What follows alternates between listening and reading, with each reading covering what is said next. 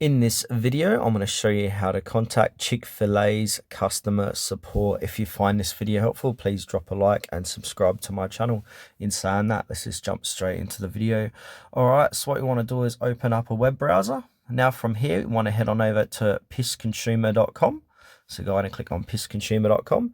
And now click on the search icon, top right-hand corner of the page, and then type in Chick-fil-A. So I'm going to do Chick-fil-A. That's the one there, Chick-fil-A. Click on Chick-fil-A. And now we want to scroll down and we need to find reviews about contacts Q&A.